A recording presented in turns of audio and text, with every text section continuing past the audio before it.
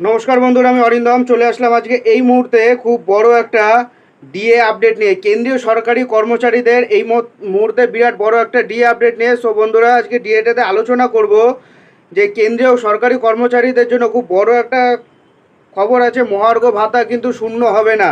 অনেকেই কিন্তু বলছিল যে 50% যখন মহার্ঘ ভাতা হয়ে যায় তারপর থেকে কিন্তু মানে সেই বেতনটা আপনার বেসিক স্যালারির সাথে কিন্তু যোগ হয়ে যায়, কিন্তু এক্ষেত্রে কিন্তু এবার হবে না।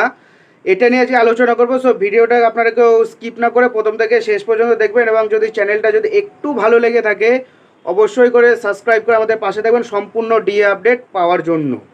সো চলুন ভিডিওটা কন্টিনিউ করুন। সরকারি কর্মচারীদের জন্য বড় খবর, মহার্ঘ ভাতা শূন্য হবে না, একই হিসাব বাড়তেই থাকবে। কেন্দ্রীয় সরকারি কর্মচারীদের জন্য সুখবর না, একটু খারাপ খবর। 2024 সালের জানুয়ারিতে মহার্ঘ ভাতা 50%-এ পৌঁছে গেছে। আলোচনা চলছিল যে এরপরে মহার্ঘ ভাতা শূন্যতে নামিয়ে আনা হবে। কর্মীদের পক্ষ থেকে দাবি করা হচ্ছিল মহার্ঘ ভাতা 50%-এর বেশি হয়ে গেলে সেটা বেসিকের সঙ্গে যুক্ত হয়ে যাবে। তবে এমন কোনো সম্ভাবনা নেই বলেই জানা যাচ্ছে। এটি শুধুমাত্র তখনই করা হয়েছিল যখন 2016 সালে ভিত্তি বছর পরিবর্তন করা হয়েছিল, শুধু সেটা তখনই হয়েছিল। ফলে ডিএ শূন্যতে নামানো যাবে না বলে মনে করছেন বিশেষজ্ঞরা। সরকার এটাও স্পষ্ট করে দিয়েছে যে এই ধরনের কোনো সুপারিশ আপাতত বিবেচনা করা হচ্ছে না।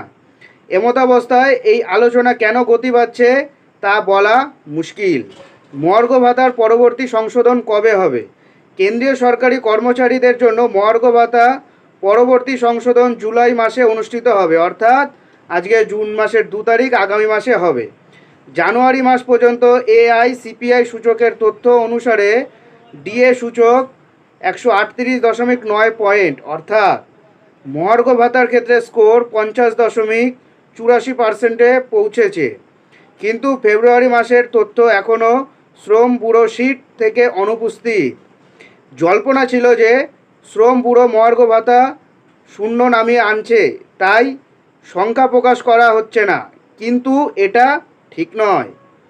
প্রকৃতপক্ষে শ্রম ব্যুরোর কাছে ফেব্রুয়ারি এবং মার্চ মাসে সম্পূর্ণ ডেটা ছিল না, যার কারণে সূচক প্রকাশ করতে বিলম্ব হচ্ছে।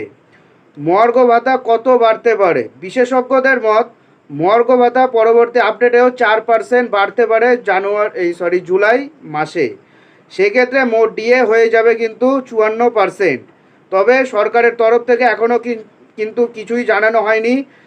4 তারিখে ভোটটা আগে শেষ হবে, তারপর A to Z জানানো হবে। সো বন্ধুরা, এটাই হলো আজকেকার আপডেট। এরকম আপডেট পেতে হলে চ্যানেলটা অবশ্যই সাবস্ক্রাইব করে আমাদের পাশে থাকুন।